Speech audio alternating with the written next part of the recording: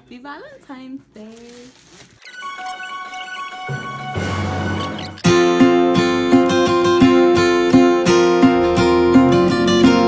Hi everybody and welcome back to my YouTube channel. That's not gonna get audience it. So as you could have guessed by that intro, in today's video I'll be sharing about when I went into labor and everything that happened in those 2 days and why I ended up with a C-section. So for those of you that don't know, I have a 2-year-old daughter. Her name is Isabella. She was born October 11, 2017. So let me start by saying that I've talked to many moms on Instagram, and I think that we all can say how terrifying it can get towards the end of the pregnancy. Me, for myself, I can tell you that I was freaking out. Once I hit that 37-week mark, I was freaking out. I couldn't even sleep of how scared I was of the labor, of the delivery. And I think that's normal, but my fears were, I would picture the worst. I was like, what if I can put, by the way, this video is going to be as real as possible. So my fears were pretty much intense. I was super freaked out of everything that could go wrong. I would picture the worst. I was like, what if I'm not strong enough? What if I don't have the strength? What if I fall asleep? What if I faint? And even, what if I, how do I say this camera appropriate? What if what if I go number 2 while I'm at it? Yes, that's actually a fear that I had. I was terrified about that. But anyways, let me now. Okay, so may the storytelling begin. Everything started October 10th, 2017. It was a regular day like any other. Okay, so honestly, on October 10th, I woke up, I was feeling fine. I was already 38 weeks and 3 days. And I had a meeting. I used to work, let me go back a little bit. I used to work for a doctor's office. It was a management company. But my department specific, we will always go out to have meetings with doctors. So that day was my turn. I woke up, I was feeling fine. I was getting ready. I put on my high heels. And then I had this feeling, like this nervous feeling while I was getting ready. But as soon as I get in the car, something told me, what are you doing? You're 38 weeks pregnant. Stop wearing high heels. Go inside, change for something comfortable. And I did. And I still had this funny feeling. I couldn't tell what it was. It was just like a funny feeling. So I went about it. I went to my meeting. Everything was running super smooth. It was time for lunch. And mind you, I was with the meeting. I was in a room full of doctors. And it was so embarrassing. Like I think about it and now I get so embarrassed. Okay, so it was time to have lunch and I was craving a turkey burger. They went ahead and they bought me my turkey burger. They spoiled me so much. They saw how pregnant I was.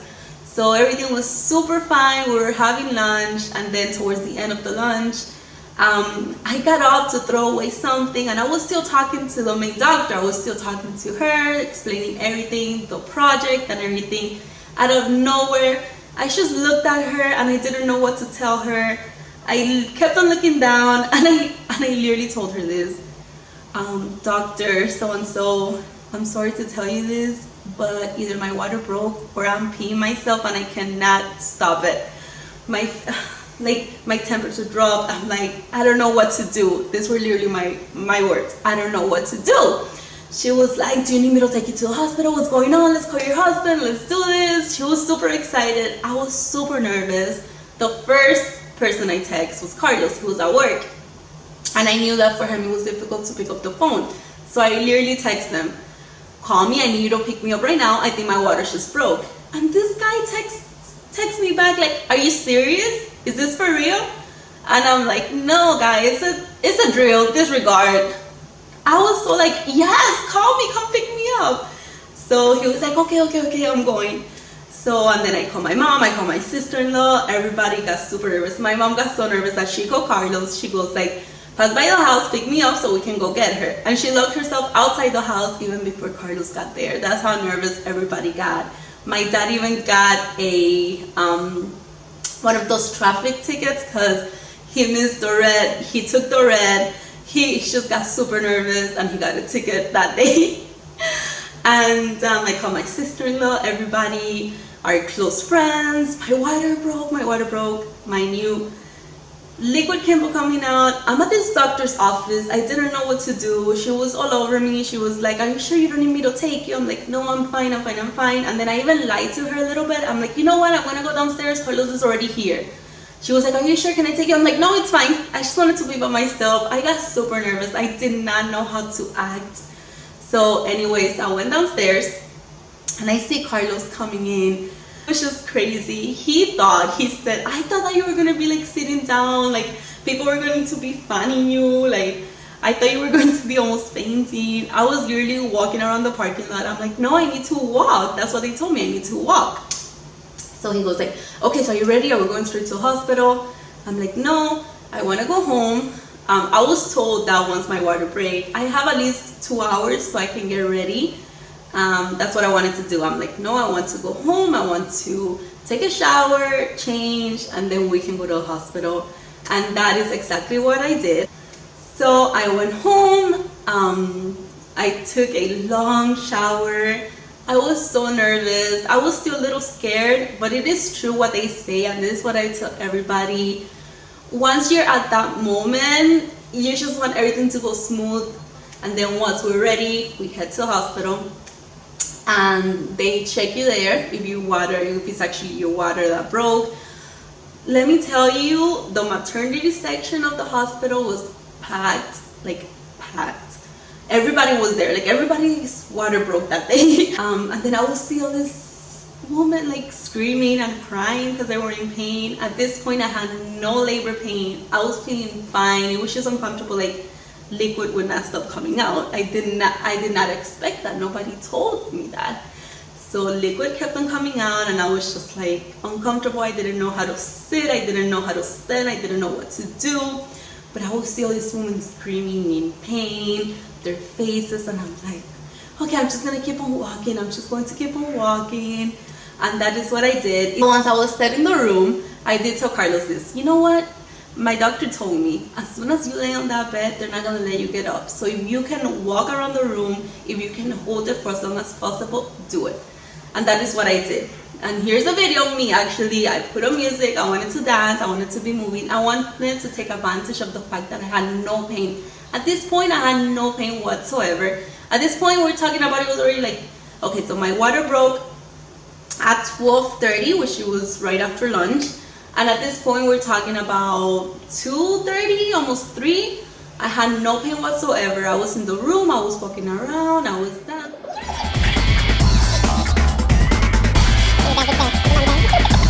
The night came. Yeah, I already got to a point that I was like, you know what, I do need to lay down a little bit. I'm already tired, like I'm tired. And then the nurse kept on telling me, okay, if you're tired, you need to rest right now because I'm gonna need you super strong when it's time for you to push. So I'm like, okay, yes, I need to lay down already. And I went like that throughout the night, around 1 in the morning. Mind you, my water broke at 12:30 in the afternoon. They kept on checking me if I was dilated, still 2 centimeters. Okay, I was fine. Around 1 in the morning, I started feeling a little discomfort. And I remember that somebody told me, I forgot who it was, but somebody told me, as soon as you want the epidural, you need to let them know right away because it can get to a point where it's already too late for them to put it. I salute all of the moms that go all natural. Honestly, you guys are amazing because the pain, I know myself, I couldn't take it. So the first thing I told my doctor is like, yes, when it's time, I want everything. Everything you want to give me, I want it. So around 1 in the morning, when I started feeling the discomfort, still no pain. And I remember that the nurse kept on asking me, are you sure you don't feel them? Because you have them really strong. So when she said that, I'm like, you know what? Yes, I feel the pain. I want the epidural right now. So they brought the person in and they took everybody out of the room. This point was already 1:30 in the morning. They took everybody out of the room. I had angels with me that day. And I remember my sweet little nurse, she was hugging me. because she saw the fear in my face. Honestly, I was scared. Yes, at this point I was still scared, especially with the epidural, with them sticking the needle.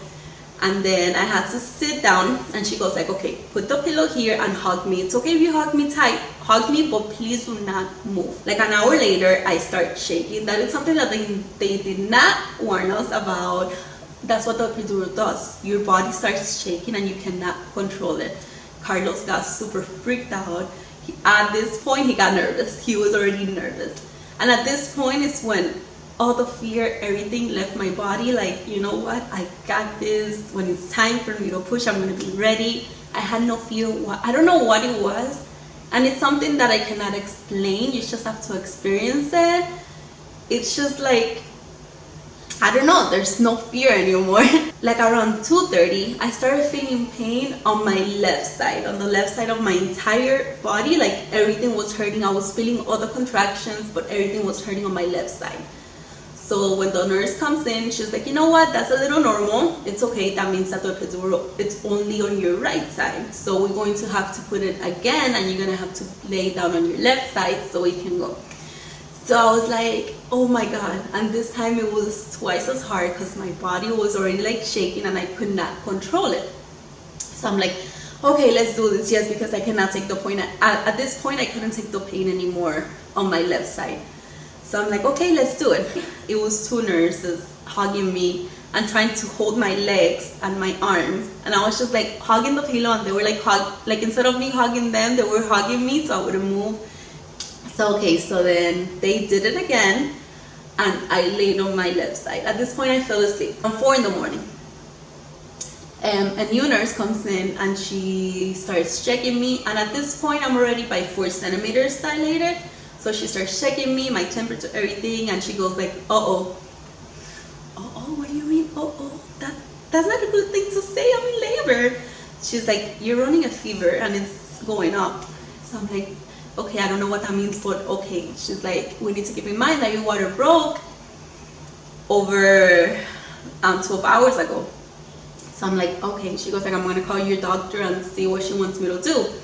So okay, so she called my doctors, they come back, they gave me some Tylenol to see if the fever will go down. Nurse went outside, she called my doctor, and then she comes back, she gives me some Tylenol, and at this point already, they started checking me 30 minutes, like every 30 minutes, they would check on me to see how far along I would dilate, and it was still, every time they will come in, 4 centimeters, 4 centimeters, still 4 centimeters. By 5 in the morning, the nurse tells me, you know what, your fever is not going completely down, you still have a little bit of fever, we don't want you to get an infection, or like that's gonna affect the baby, so let's call the doctor in. So she comes in, she goes like, okay, so how are we doing, are we ready to do this? And then she goes and she checks on me. She goes like, okay, honestly, I don't think you're gonna go from 4 centimeters to 10 centimeters. It has happened before, but you've been on it for hours. And the baby's already there and she's feeling the contractions. We can wait another hour, or we can have a C-section. It's up to you. You keep on losing liquid, your fever is not going completely down, it's up to you. We can wait 1 more hour, but that is it. As soon as she said that, I looked at my dad was like, my dad is a doctor, for those of you that don't know, he's a doctor. So as soon as he looked at me, he's like, C-section right now. So I'm like, C-section right now, just get her out. At this point already, it was 6 in the morning.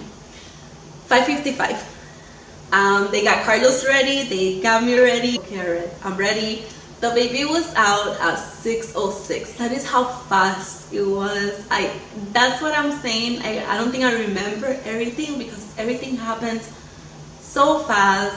I remember hearing the baby crying right away, and then I'm like, she's already out. I just heard Carlos say, oh my God, she is so beautiful. Those were like the words that came out of his mouth. He's like, oh my God, she is so beautiful. And then tears started coming on my face. And as soon as they cleaned her, they put her next to me, and I could not stop crying. I think about that moment and I still get a little emotional. I cannot stop crying. She was the most beautiful, and I'm sure everybody parent thinks this. She was the most beautiful baby, and I couldn't believe that I had her with me already. It was just so exciting. Everything was so worth it. So okay, so the next thing I remember, they left. Even Carlos left with the baby. So my doctor's there with me, obviously. As she was sewing me back up, She was talking to me, she was trying to give me away, and she gave me the best advice ever. She's like, okay, so they're gonna take you to this recovery room. I need you to move your legs as soon as you can so you can go be with your baby. I don't want you there for too many hours. So I'm like, okay, and then she kept on talking to me, and in that moment I found out that she was pregnant with twins, and I'm like, oh my god, it's so beautiful. And after that I fell asleep because I remember the rest. I do remember waking up in the recovery room, and I remember Carlos, I would see him running, going back and forth, back and forth. He wanted to be with me and the baby, so he was running through the entire hospital. It was the cutest thing ever. And then like an hour later, I said, I can move my legs. That was my main goal, to move my legs, to move my toes, to put them up. I'm like, I can move my legs. So they could roll me back to my room so I can be with my baby. And that is exactly what happened. And then I went back to my room, and they brought the baby in, and that was another beautiful moment because it was just such a good feeling to have her with me. And I started feeding her right then and there. And there's another video that I want to do about breastfeeding, about what they do not tell you about breastfeeding. It hurts. I was not expecting that. My baby girl, as soon as she latched on, she was a very good latcher. Is that even a word? So she latched on pretty well. It was the most beautiful, beautiful, beautiful moment of my entire life. Let me briefly tell you guys about my recovery. I had an amazing, amazing recovery, to the point that even still when I was in the hospital the following day, I would sit up with my legs up. I usually sit up like this a lot. So I would like be in bed like this because I wouldn't feel anything. And then the nurse would come in and be like, you should have a surgery, you need to put your legs down, you cannot be sitting like that. With no doubt in my heart or in my mind, I can tell you guys it was the best and the most beautiful experience ever. I will repeat it 1,000 times more. I will go through all of it again. Okay guys, that is it. I really hope you guys enjoyed it. I really hope you enjoyed all the videos, the pictures, and everything that came with this video. As much as I enjoyed telling it, this is a story that I love to tell. I love to talk about it, and I love to connect with other mommies out there and hear and learn from their experience as well, and see what they went through. So if you're a mommy and you would like to share with me what you went through, your fears, the labor, the delivery, everything, please don't be shy, leave a comment down below and let's connect and let's talk. So thank you again so much for tuning in, for watching, and stay tuned for my next video.